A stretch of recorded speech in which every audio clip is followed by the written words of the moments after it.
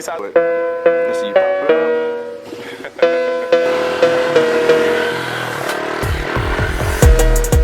Hey, what's up everyone? It's DucatiBiker. I'm here in beautiful Arizona with my boy Roach with Built to Win Riders Academy. For those of you guys who don't know, Roach is known around the world for his skill buildings when it comes to motorcycle racing, riding, and overall knowledge on how you should ride a motorcycle and commute on the road.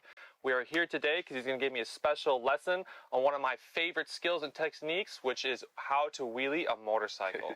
So we're here. He just finished another course where he had the cone set up where he was teaching other riders on how to lean and quarter, but now I brought the Pikes Peak.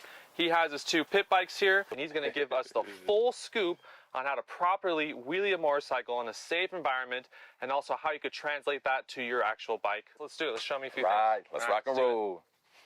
So Perfect. Okay, so what I want you to do is hop on this bike. We're going to do what I call pogo sticks, okay? We're going to be doing baby wheelies, basically, you know, kind of pop the wheel up, back down, stop, pop the wheel up, back down, stop, just to get used to where the, you know, just to get used to how it feels when the front wheel comes up, okay? Okay. That's, you know, the goal, okay? Not too high, okay? I'll show you right now.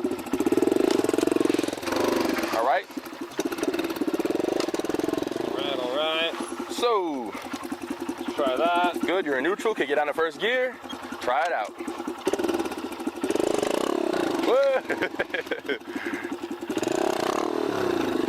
Right to the point. Why do you teach the wheelie course for you? So part of it is, you know, just clout, like you said, just looking cool. And basically the two coolest things I think you could do on a motorcycle is drag knee, get low and drag knee, drag elbow, and pop wheelie. So that's mainly the reason that I teach it. But also, you know, wheelie really does help you out of sticky situations.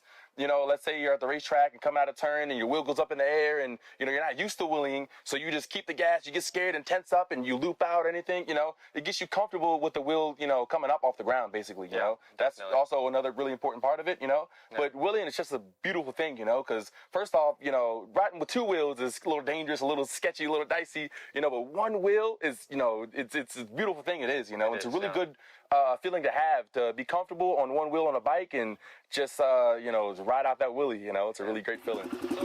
Next we're going to work on is going to be getting the wheel a little bit higher, basically reaching the balance point, and I want you to try to carry it out a little bit further, as far as you can, okay? Okay, right. Yep, so instead of getting to the balance point and cutting the gas and dropping the wheel down how you were just doing, try to carry it out for as long as you can. As soon as you hit the balance point, don't cut the gas, keep the same amount of gas, maybe even a little bit more, okay? Okay, let's see it. All right.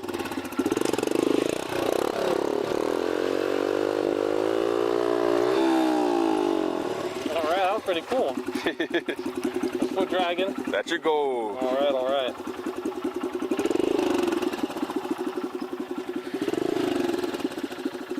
Oh, there's kids. We got the homies coming through. So man, that's really cool because like for me, I never tried like popping the bike up like that and dragging my feet because like I know I'll do that sometimes on like a Lime scooter. Yeah. Like I'll stick my foot out and like that's what's keeping me balanced. So it's nice to see like to get to balance point but not be using the rear brake because you can see where you could like kind of loop out when you're just popping and dragging your feet, but that's like a really good technique that I never tried before or had anyone ever explain me. A good safe way to get that wheel up without the worries of falling back. You can fall back doing anything, but I guess you have a lesser chance of getting hurt and falling back. Yeah, and you can just kind of feel like on how straight up the bike has to be. And again, it's like, all right, so next step was going to be putting the feet on the foot pegs, okay? Right. We're going to go ahead and have your feet on the foot pegs. Really important, the most important thing today is going to be covering this back brake. This back brake is your lifesaver. You don't know how many people I've taught in the past that, you know, I teach them the back brake, I teach them step by step everything else before that, and they pop the wheel up.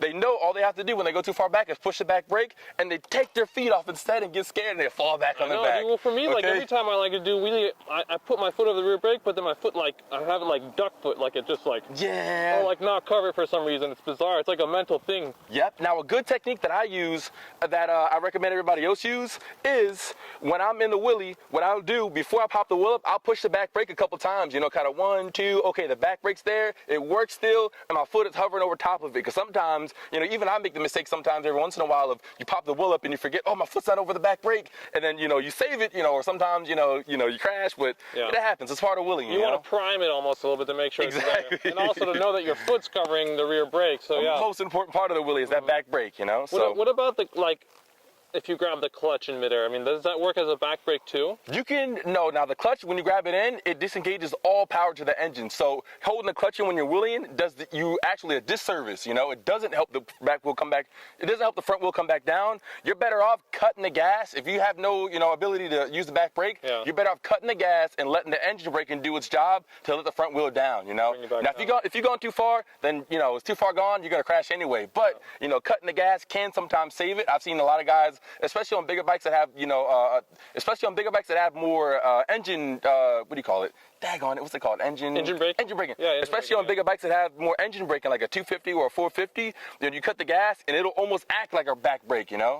Yep. Okay. So what we're gonna do now is feet on the foot pegs. Make sure you're over that back brake. Pop the wheel up. You're gonna have to give a little bit more gas than you did previously, you know, just with the feet on the ground, and try to get to the balance point. All right, this is gonna be a real wheelie. So nice and slow, in the low RPMs. Use that torque to lift it up.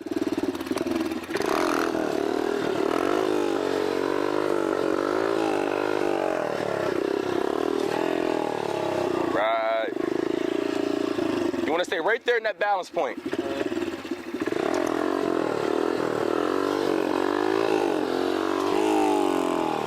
All right.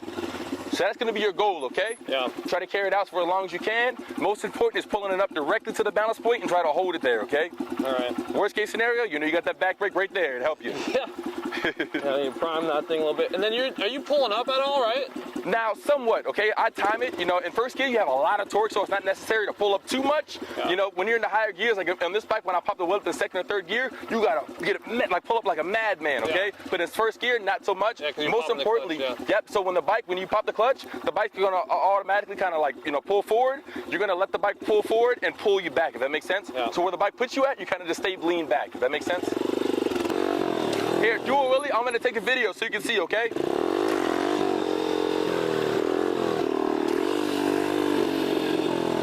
Show you how far back you have to go to push the back brake, okay? Okay.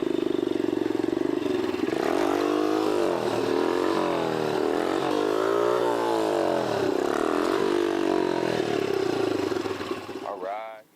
I was trying to keep it there, so I was kind of going like brake, not brake, brake, not brake. Because if I push, because when I push the brake, and if I just held it, see how my foot's down, if I would have just held it right there, the front wheel would have just fell down right away. Okay. It's all about modulation, kind of like with the throttle. You want to kind of, you're not just the whole time, you're kind of when you get that balance point. When you go too far back, it's a similar situation with the back brake. A little bit of back brake, let it go so it doesn't fall down. A little bit of back brake, let it go, if that makes sense. Okay. That's the area that I want you to be at, okay? That's where I want you to, And no matter the bike, the size of the bike, you know, whether it's a mini bike or a big bike, I always tell people mini bikes are the best to learn on in that they're the most forgiving. You know, if you fall backwards, you're already so close to the ground, it's not going to hurt that much, you know. You can get hurt on anything with two wheels, you know, but So I'm wearing my back protector just to make sure.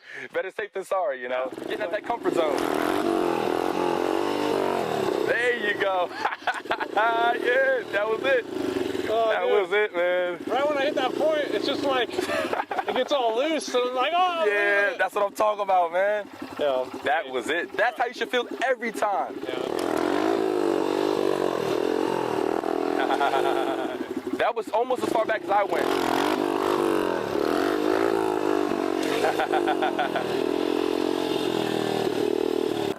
Nice.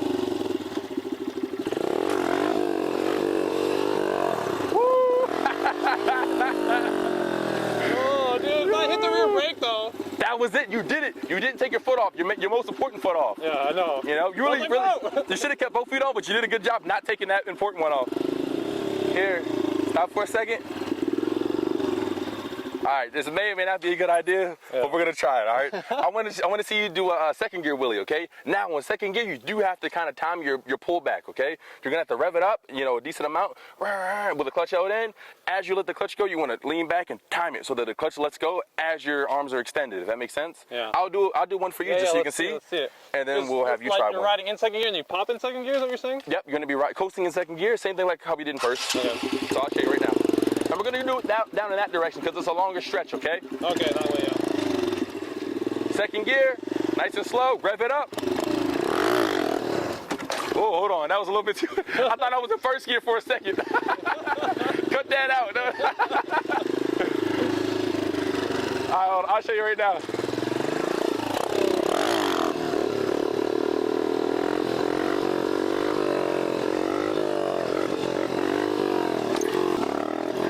I try. But so you think I should still practice more in first, or I'm like. I mean, if you want to, if you're scared. Now my brain is translating to my foot. I think if I do it a few more times, then I could do the second. Cool. Yeah, absolutely. You can work up to it if you want to. No problem at all. At least progress the second gear by the end of the session is because second gear you have more comfortable balance point. Does that make sense? And it'll be more like how I feel. I always pop the clutch in my bike in second gear. Exactly. Yeah, because you're not going to be in first gear on your that bike. Let me I just started getting the foot down. Cool, yeah, no problem at all. Yeah. Yep, so but basically once we do the second gear wheelie, the second gear, the way the balance point feels is you have way more room to kind of, move and modulate. Yeah. Whereas in first gear, the torque is so aggressive to where you either, like it feels the whole time you're wheeling, it feels really aggressive. Either you're braking kind of hard or you're giving gas and going up really fast. So it's one or the other. Whereas on the second gear, you get more of it'll feel more like your big bike, So let's do a couple more first gears, get you really comfortable, getting a little bit further back, using the back brake every time, and then we'll go to second gear, okay? All right. All right. So you're pretty much on a small bike. It's learning to get up there, to keep it at balance point, to not have that much of a risk, but then obviously translate it to, and then you want to translate to a big bike, which is obviously you have all the power and all the speed. Yep, so right here we got a CRF 125F that we're going to rock and roll on. Sweet. This is a beautiful bike to ride, one of my favorite Honda mini bikes. I love Honda, I love mini bikes, so this is a great combination of both. It has 12-inch medium motor tires on it, and it's a perfect wheelie bike. It has a perfect amount of torque, and it's a fun bike to ride. And why is it important to pop the clutch when you're wheeling? Basically, popping the clutch, what it does, once you have the engine revved up with the clutch held in, popping the clutch or dumping the clutch, what some people call it, is just giving all the power from the engine directly to that back wheel. And in doing that, it pops the wheel up. It pulls the wheel up higher in the air, the front wheel. Yeah. So and it's always more consistent because always power wheeling is never consistent. You never know, you can always change from revs and RPMs back and forth, but when you're popping the clutch, you can always control the consistency in first, second, or third gear. So, 100%. Yep. Clutch gives you that level of consistency with your wheel. There you go. Keep it going. Keep it going. Now you see right there what happened was you started to tilt a little bit. Yep. And that's a good thing to learn. How do I control that though? I'm going too slow. The more speed you have, the less of the teeter-totter you'll get. But if you can control that in first gear, you're the man in second, third, every other gear.